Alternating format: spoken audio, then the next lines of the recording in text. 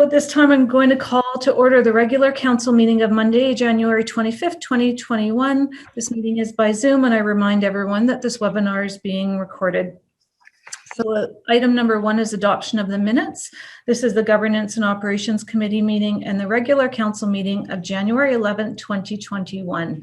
The recommendation is that the minutes of the Governance and Operations Committee meeting and the regular council meeting, both held January 11th, 2021, be adopted as circulated. Do I have someone to make a motion? So moved. Councillor Jones and Councillor Santori. Now, do I see any errors or omissions that are noted? Seeing none, all in favor? Aye. Against, if any? Carried. Thank you. Public question period. We don't have any public. The next is bylaws. So item 3.1, which is zoning bylaw amendment, bylaw 2897, 2021, third reading. And Ms. McIsaac, I'm going to turn the floor over to you. Thank you, Your Worship.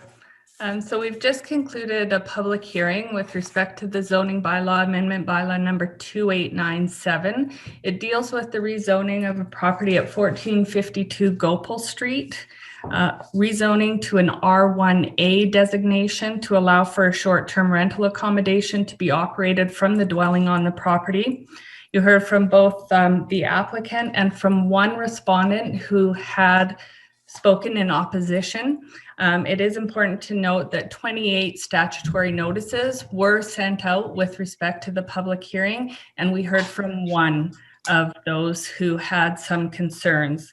And not to downplay those concerns, but when we are dealing with concerns around noise or garbage being left out, we do have bylaws in place that are protective for the neighborhood. So if noise was a concern at a property, it wouldn't have to be a short-term rental accommodation. We would have a mechanism by which to enforce through the noise bylaw. Same would hold true for the garbage bylaw. Garbage can't be left out in advance of garbage day before 5 a.m.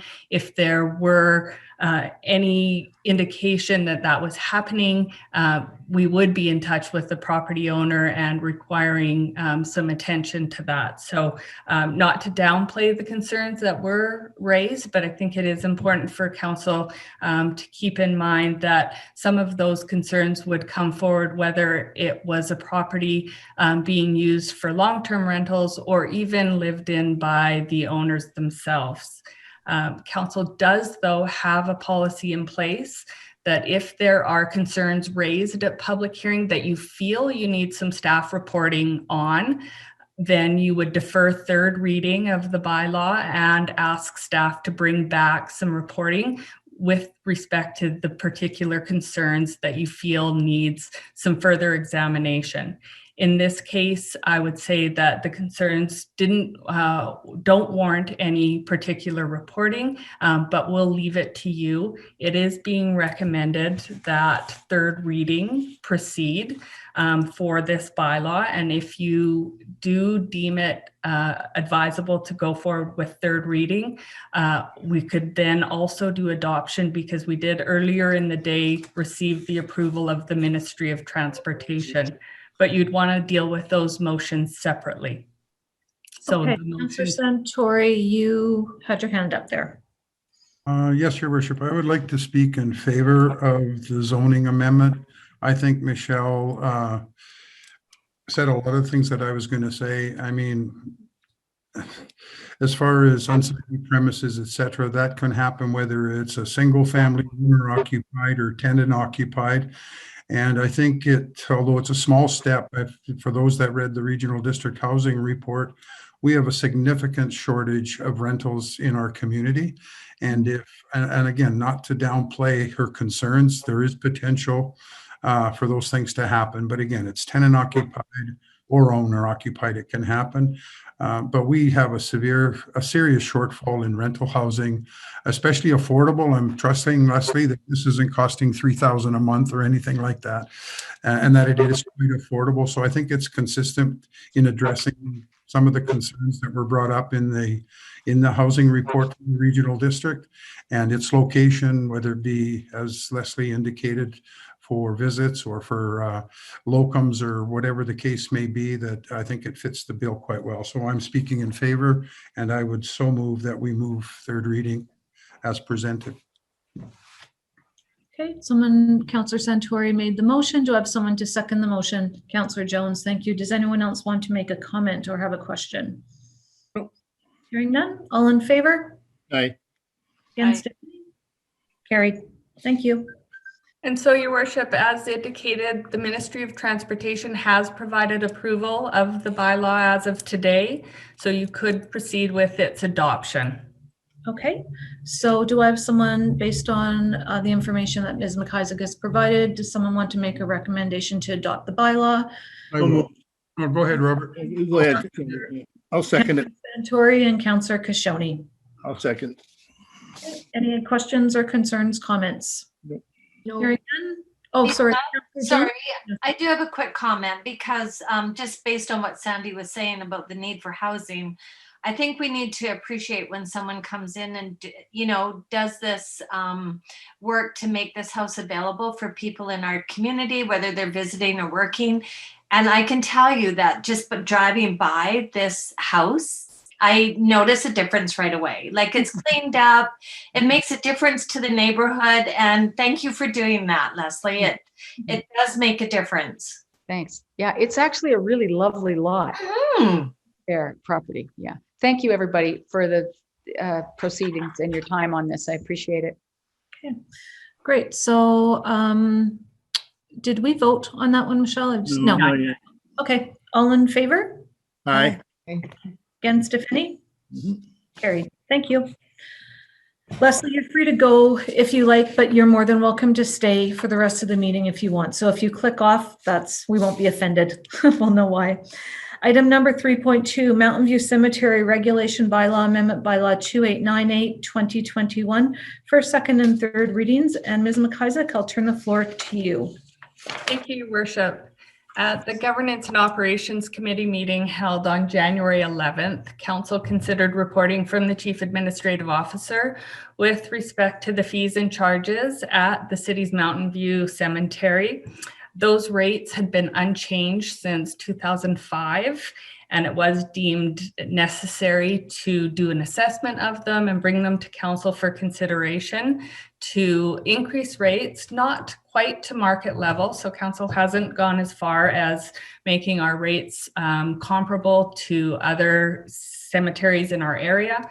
However, the increases have been necessary to adjust for labor rates that have changed significantly in the over 10-year period. At the same time, staff did take the opportunity to make a few housekeeping changes to the bylaw, in particular to the sections on memorials, just to ensure that the practice that's presently in place is properly outlined in the bylaw. So for the most part, this bylaw deals with the rates and fees, but again, we also have incorporated a few housekeeping changes, and it is being recommended that Council proceed with first, second, and third reading of the Mountain View Cemetery bylaw amendment bylaw. Move approval. Second. Thank you, Councillor Kashoni, Councillor Gattafoni Robinson. So that's first and first, second, third readings. Okay. Any questions or concerns? No. None? Okay. All in favor? Aye. Aye. Any? Carried. Thank you very much. Item number 3.3 is a zoning bylaw amendment bylaw 2899 2021. This is first and second readings, and the official community plan bylaw amendment bylaw 2900 2021 first and second readings. This is a new item before us. So Ms. McIsaac, I will turn the floor over to you. Thank you, Your Worship. We are in receipt of a rezoning application from the bench at Blaylock Development, Inc., who is proposing to purchase 3 undeveloped properties that are presently owned by Green Gables Developments, which are accessed off of Goodwin Way and located to the north of the Canadian Tire, Kootenai Chrysler, and Pentecostal Church properties. One of the properties in question, legally described as Lot 1 of Plan NEP 80825, is the subject of this rezoning application. They are looking to rezone that property from rural holding zone A1 to a low-density multiple family residential zone R6 to allow the construction of a multi-unit townhouse development as part of the first phase of a residential subdivision development. We have drafted both the zoning bylaw amendment and the OCP amending bylaw because it will also be necessary to change the land designation in the city's official community plan from Juanita Junction Regional Commercial, WJRC, to multiple residential to allow this first phase of subdivision to proceed. Again, they are proposing to purchase and develop 3 of the undeveloped properties owned by Green Gables. Looking at the first phase of the subdivision, intending to do a 32-unit townhouse development on the Lot 1. The present zoning of Lot 1 is A1, the rural holding. And because a subdivision cannot be approved if there is not conformity with the municipal regulations, they are looking to council now for the rezoning of Lot 1. It may be necessary to rezone the other 2 properties, and that will really depend on how the lot layout and intended uses develop through time, but those would be separate applications. So just to keep in mind, this particular zoning bylaw and OCP amendment deals only with the Lot 1, which is just north of the car wash accessed off of Goodwin Way. Their proposal for the 32-unit townhouse development includes both 2 and 3 bedroom units with floor areas of about 185 square meters, which is 2,000 square feet. The property in question is 3.71 acres in size, which would allow dwelling densities of up to 63 townhouse units. So at R6, they would be well within the limit there with the 32 unit that they are proposing. It may be necessary, depending on the final subdivision layout plan, to deal with some variances to the minimum lot area as indicated in R6 and to yard setbacks, but we would do that by way of a development variance permit in future. Because this property is subject to sale, they are looking for the rezoning at this time to know that they'd be able to do a residential development with the dwelling densities that they're looking for before proceeding. So although we could have considered both the subdivision and the rezoning concurrently, it was important to them as purchasers to know that the zoning has been confirmed by council before going much further in the planning. So you may have other applications before you about this property, but at this point, we're just dealing with the Lot 1 to the R6 zone. Keeping in mind that we did recently receive the Regional Housing Needs Assessment, which was titled the House and Home RDKB Housing Needs Report.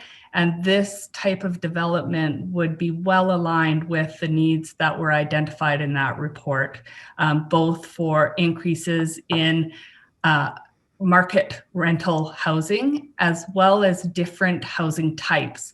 So moving away from the single detached family home to townhouse type units that perhaps don't require the yard upkeep or other maintenance responsibilities. So from that perspective, this application is well suited to meet some of those needs there. With that said, though, with any rezoning or OCP change, we do hold a public hearing, so you could hear from impacted neighbors about the proposal. And if council does proceed with first and second readings of the zoning bylaw tonight, we will schedule the public hearing for your council meeting that would be held on February 8th, I believe. Let me check that. you. Yeah, Councillor February Kishore, 8th. or Ms. McIsaac, were you done with your presentation? I am. Thank you. Okay, thank you. Councillor Kashoni? Michelle, what kind of neighbors? I went to look at that. I know where that property is. Who would be neighbors in that jurisdiction? Well, it's mostly the commercial just to the south. So there's the car wash, the Kootenai Chrysler, there is the Cafe Michael. So there would be increased traffic up to that area. But in the case of the commercial, I think they would probably welcome the increased residential density there. It would be beneficial for them. So there's no residential up there. There's no residential close enough there, is it? No, the nearest residential would be Walsh Road, but that is a bit distant from the property. Yeah, thank you. Any other questions? And you have 2 recommendations before you. I will move the zoning bylaw amendment number 2899 receive first and second readings. Do I have someone to second that? I Councillor, will. thank you very much. And is there any questions on this before we go to a vote? Very positive. Yeah, for sure. Thank you for those comments. All in favor? Aye. Aye. Any? Carried. And the next recommendation is that the official community plan bylaw amendment bylaw number 2900/2021 receive its first and second readings. Do I have someone to move that recommendation? So moved, Robert. Clerk Kashoni, do I have someone to second? I'll second it. Tori, thank you, who just on and off. And any questions on this one? Comments? Being none, all in favor? Aye. Aye. Any? Carried. Okay, next for council committee reports, and Councillor Gattafoni Robinson, you are up first. I have 2 to report. First of all, we had the AGM for the Trail Historical Society, which was attended by 18 people via Zoom. We have 5 new board members. And Sarah Benson Lord, she was the guest speaker. I lost a little bit of her because my computer froze, but she talked mostly what I gathered on collections that she's getting from other people, and she introduced Addison Oberg to everybody. So it was very well done. And I have a little bit of an update on the Trail Ambassador program. They have 6 young ladies, as everybody saw them last fall when we went to see them at the at their debut, when they got their banners, their sponsorship. And they're hoping that they're going to have a pageant in May. How it's going to be, we don't know yet, whether it's going to be by Zoom or whether virtual or however, but they're moving forward. And those are my reports, Your Worship. Great, thank you. Any questions for Councillor Gattafoni Robinson? Nope. No? Okay.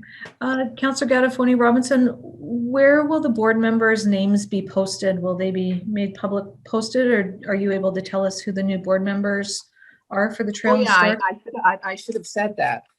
There's a co-chair, which is Lana Rodley and Daryl Loshko, and Mike Holtz is the treasurer and Sandy Hart is the secretary. I'm sorry, I should have said that. Okay, thanks very much. You're Okay, welcome. Councillor sorry, does someone have a question? No? Okay. Councillor Santori, you're up next. Thank you, Your Worship. First, I'd like to report out on the GOC that was held earlier today. 2 delegations came before council. The first delegation was Taya Whitehead from Selkirk College, and their request was for a grant regarding research on bridging homelessness and health project that is to be undertaken in the Nelson Trail Castlegar region. There was 2 requests. One was a letter of support from City Council for the initiative that was endorsed and supported by Council and made a motion accordingly. With respect to the funding request of $7,500 cash contribution and $2,500 in kind over the next 3 years has been deferred until more information is received on what is expected for the in-kind contribution from city staff. And secondly, the $7,500 cash is awaiting a response from from Nelson and Castlegar. Many of the council members present were questioned why this wasn't done on a regional basis so that all communities participated. They did take that under advisement and will speak to their board or their committee to see how they'll proceed on this. The second delegation came from Trail Youth Baseball, and present was Keith DeWitt, Jimmy Maniego, and Wayne Florco. They were here to address council on the unfortunate dilemma that council is faced with respect to the lighting at Butler Park and the need to remove the poles in response to public safety, as the poles have now been deteriorating to the point where it would create a significant hazard both to spectators, fans, and the public at large walking anywhere near those poles. Their biggest concern, and while they do understand the need for those poles to going down, and also knowing that they will have to live without lights indefinitely, they just wanted to implore to council that steps be taken to ensure that this year's season, if permitted to proceed under BC COVID regulations, if they're allowed to proceed, that the park will remain open. This was referred back to staff to do further research and to come back with more options than those already provided from staff so that council can make a decision. Overall, I think there was a desire from all of council members to do whatever is possible to accommodate this season moving forward, and we hope to make that decision as quickly as possible. On that topic, we did give approval to the capital budget. The money was allocated in the 2021 capital budget in the amount of $25,000. That will proceed. Council also has deterred from their purchasing policy on this because of the urgency and the delay that would incur if we had to go out for a complete public tender on this. While this is unusual, it's not unheard of. It has been done in the past. Next was the Trail Curling Association. Unfortunately, despite a start of the season, with COVID, with increased cases, the new regulations coming forth from the province has discontinued curling across the province, and therefore this season has been canceled. And unfortunately, they have come forward to request for that there is a lease payment forgiveness. Council totally understands the predicament that this puts the Trail Curling Association and has agreed through a motion that we will forgive those lease payments for this year. And it's sad. Hopefully things will be back to normal next year and they can undertake their curling activities this coming winter. We were also provided with a report of the damages that were done from the windstorm that happened on January the 13th, I believe it was. A significant amount of tree and debris fell, causing significant damage. The good news, if there is such a thing under these circumstances, is that there were no injuries, but there was some property damage both to public as well as to public property as well as to some private property. But insurance will cover the majority of the losses that the city incurred. And I just want to reiterate what I said earlier, and I think council can vouch for this, that there were many positive comments from the community in terms of how fast our crews got out there and did their cleanup. So hats off to all of the city workers who participated in doing this. They made it look like it wasn't such a big deal, even though it was. So thanks to all of our workers for their dedication in cleaning this up. There is also a decision made or support for the self-isolation, self-quarantine, which makes more clear the circumstances in which people, how they are paid, whether it be bank time, overtime, paid time. It just gives clarification and more certainty to our employees in terms of how that will be handled in the event of the need to self-isolate or go into quarantine. Council approved an increase. This is reviewed each year as far as the council stipends. The motion was made and carried by council that the 2% increase in stipends were approved and will kick in effective January the 1st. I believe it's January 1st of 2021. So I already commented on the grants and aid, that was on the agenda. The only other report with respect to protective services, I did meet with Mike Wasinowicz. As far as staff levels are concerned, we remain at 9 of the 14. We don't see that improving significantly, if any, in the next few months. It just seems to be rotating. Some come back and then some go off. So that challenge continues to be prominent at the detachment, that we're not getting a full complement of officers out there. On a more positive note, I think each of the council members received the report from Mike Wasinowicz, the mayor's report on the year 2020. It's encouraging that the crime rate based on the files open, whether they were called in or attended to by the RCMP, is down 20% from last year. Although we don't want any crime, I think it's a step in the right direction, and it's good to see that it's going downward as opposed to increasing. If you haven't received the report, I'm sure staff can re-forward it to you, but it will break it down for you by category.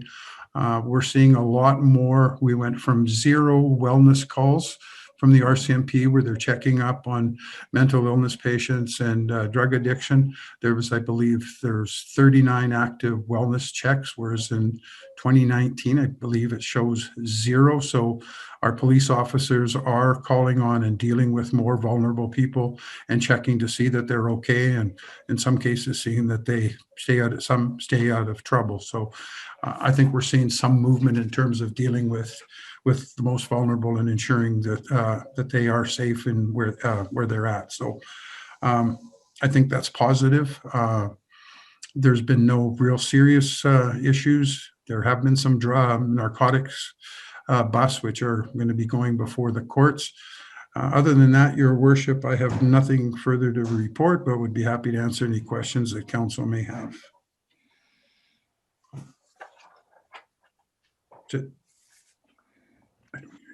Sorry, first, I'd just like to say thank you for that. It was nice to have a GOC report. We haven't had one in a while, so thanks very much for that. Just to note as well that God, you're subtle. with respect to the Butler Park, I believe you accidentally misspoke and said that it was a $25,000 approval. It's actually a $125,000 approval. So just transparency. Yeah. Does anyone have any questions or comments of Councillor Santori? No, sounds good. Okay, thank you. Councillor Jones, up next, please. Okay, thank you, Mayor Payson. I actually only have a few committee reports to do. On January 19th, I attended the Supportive Housing Committee meeting, and I will, I'm sure that Mayor Payson will be speaking on that, so I'll leave that with her. January 20th, we had our library board meeting, and I just want to let everybody know that the library programs are up and running, but they will strictly be virtual because of COVID. And they will be virtual until the COVID restrictions are lifted. They have 13 programs up and running for all ages. Just to give you an idea of some of the programs, it will be Back to Basics Cooking, Virtual Mother Goose, and they have various book club groups that for different ages. So that's kind of fun too. So if anybody wants to go and be a part of it, you need to go to the website, thetraillibrary.com, check out the programs and sign up. They've already got people filling in for submissions for the program. So it's pretty exciting. They've got some great ideas. I also attended on January 21st, along with Councillor Gattafoni Robinson, the AGM for the Trail Historical Society. And I just want to mention what a great group of volunteers that they have there, very hardworking. It was a great meeting. I believe they filled all their positions on their board. Sarah did a wonderful job of showing us lots of old items with lots of history, naming people from the past that we would all recognize. It was a fun meeting, and it was just great to see everybody having such a good time on a Zoom meeting, because that's how everybody is meeting these days. And actually, that's my report for this week. Thank you. Great. Thank you very much, Councillor Jones. Any questions of Councillor Jones? Okay. Councillor Doby. Thank you, Mayor Payson. Haven't had any meetings, but I finally got a really good year-end report from Communities in Bloom, and have some really exciting news to report. I'll give you the good news first. Last year, when we looked at our budget, it was set at $110,000, but we came back and indicated that. Sorry? Did somebody ask something? No, carry on. I think we're just getting some feedback. Oh, okay. It was set at 110,000, but we had come back and indicated that we could probably hold the budget at 88,000. The final figures have come in. We're 8% below the 88,000. We came in at 81,000, which is very, very encouraging. The amount of volunteers that we had this year were just phenomenal. And again, I can't say enough about them. In 2021, I don't believe there's going to be any judging, but things could change depending upon COVID. But they're planning several online competitions, and we are going to tag along and see what things we can become active in and possibly enter in. What else have we got here? We're going to have some increases in costs in 2021 because we're running out of fertilizer. We're running out of some of our better soils, and a few other things that we need to use in gardening. So as of now, that's the only thing that we can see that is going to cost some increases in our budget, but hopefully we can still keep close to the 88,000 again in 2021. We've also begun, I've mentioned this once before, on the Echo Museum. We are one of the best areas, I think, across Canada to develop an Echo Museum. And we started looking at this, or Dan Rodley did a couple of years ago. And we've got a group now that are starting some preliminary discussions on this, and to see how we can organize what we need to do in this area and move forward with this. And that concludes my report from Communities in Bloom, and I have nothing further to report, Your Worship. Great. Thank you, Councillor Doby. Does anyone have any questions for Councillor Doby? Seeing none. Councillor Kashoni. Let's see if I'm there. Okay, what's happened lately is all the budgets, we've gone through the budgets twice now, and we're going to have to be going through those budgets another 2 times because there's been a real complication. Mayor Payson was at the meeting the other day, on the East End meeting, and that complication exists is when they have taken administrative costs and moved them into services.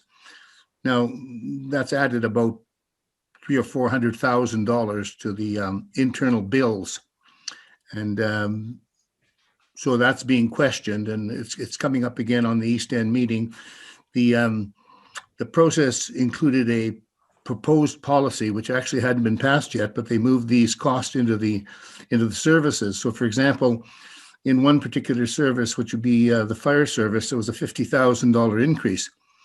Now, that $50,000 increase, because it's moved into the service rather than being paid out of administration, the administration of account, it would actually, in fact, double the cost to the City of Trail. In fact, double the cost to all of the members of the committee, because if the $50,000 is paid out of the administrative account, then that $50,000 is paid at a percentage, which is 1/2 of the percentage that you pay when you pay inside a service.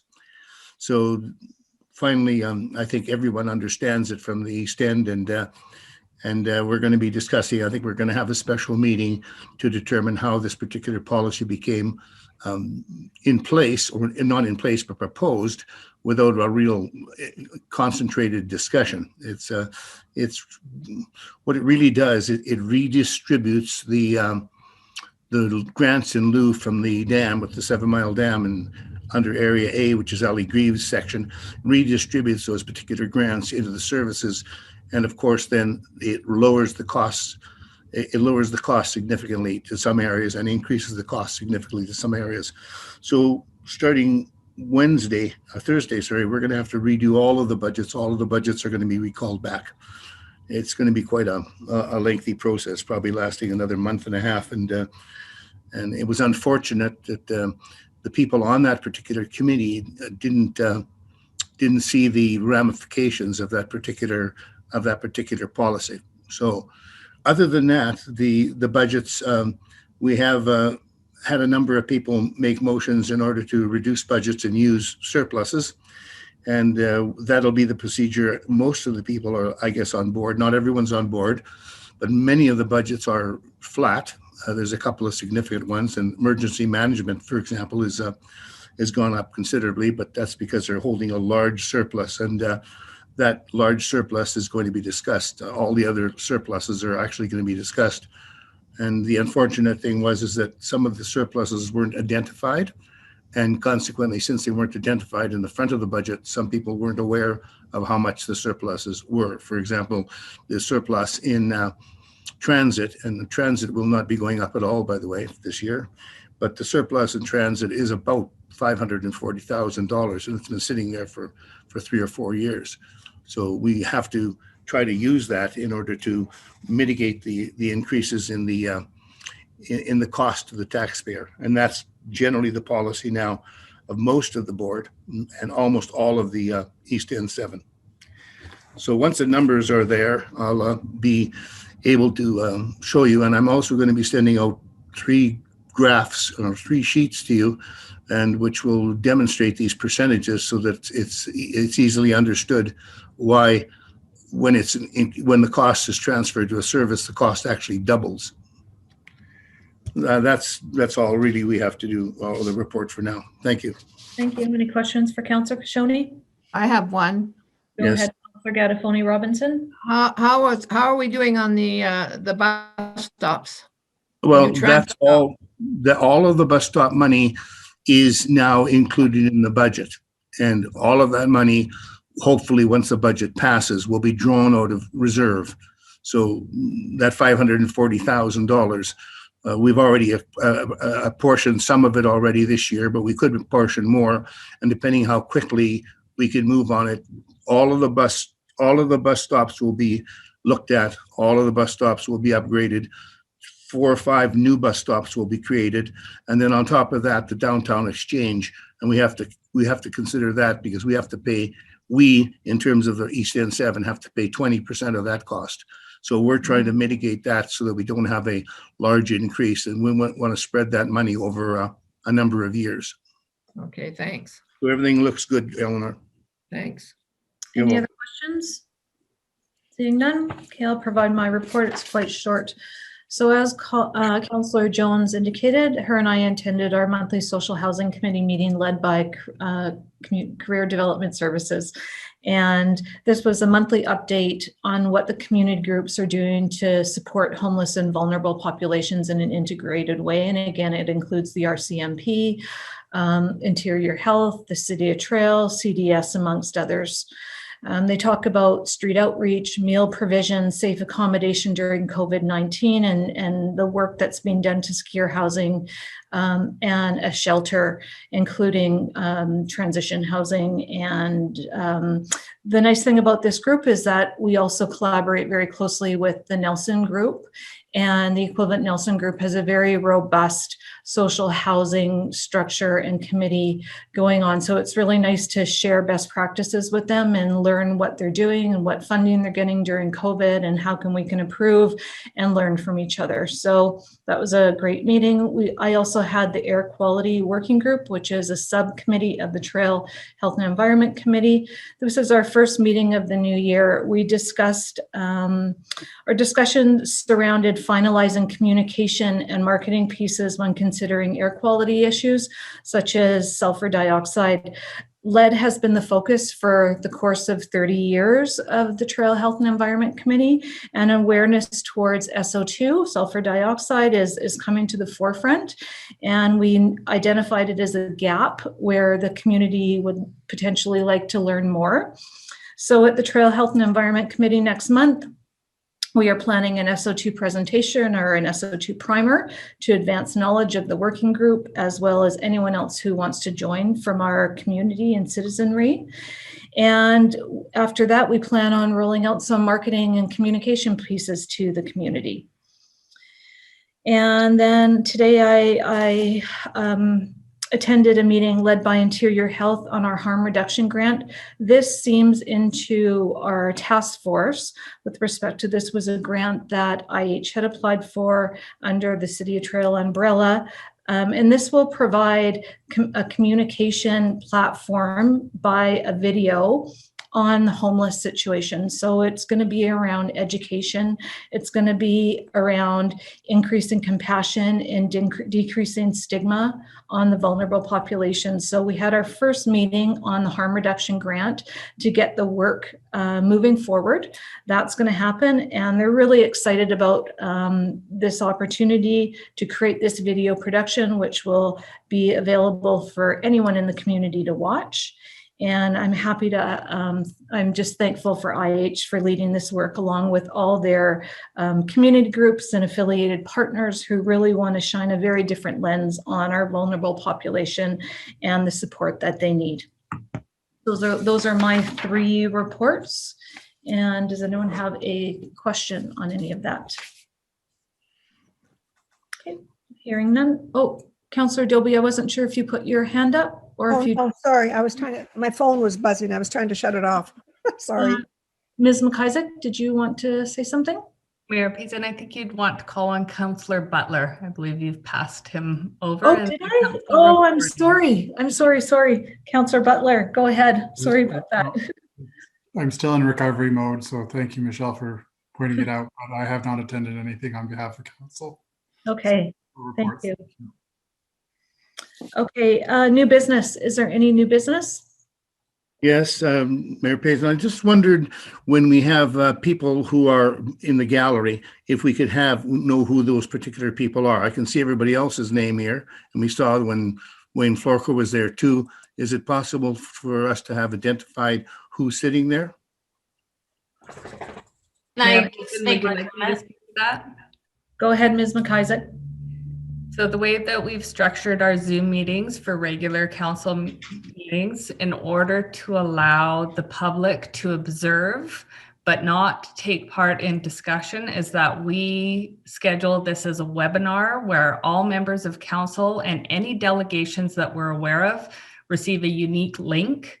Anyone else who is joining the public meeting in order to observe does so through a general link, but we cannot require them to name themselves. They, on the attendee list, to me, I can see first names, but it really depends on how they identify themselves. It may just be some initials. So that's where it's just as if someone was sitting in the gallery at the council meeting. You may not know who they are or what their interest is, but they're there just to observe the business of council and the decision making. So if interest in the council meetings was to increase and we allowed all members of the public to be present and viewable on the Zoom platform, it would be very difficult to chair the meeting and to, I guess, focus in on council as the decision makers, because all of those public members would have a viewable box on your screen. So that's why the decision was made to structure them as webinars and invite those that we know we need to speak, so delegations, and we give them the unique link. Thank you. Councillor Jones, did you have anything else to add? Actually, yeah, I was just going to say that if you click on your right-hand side under the chat, you can do a drop-down box and the names are in there, the number of people and the names. But just like Michelle said, it's just the first names. Okay, great, thank you. Any other new business for tonight? No? Okay, let's move to adjournment. Do I have someone to move adjournment 6:54? So moved. Okay, thank you, Councillor Dobie. Thanks, everyone. Have a nice Good night. evening. Take care. Night.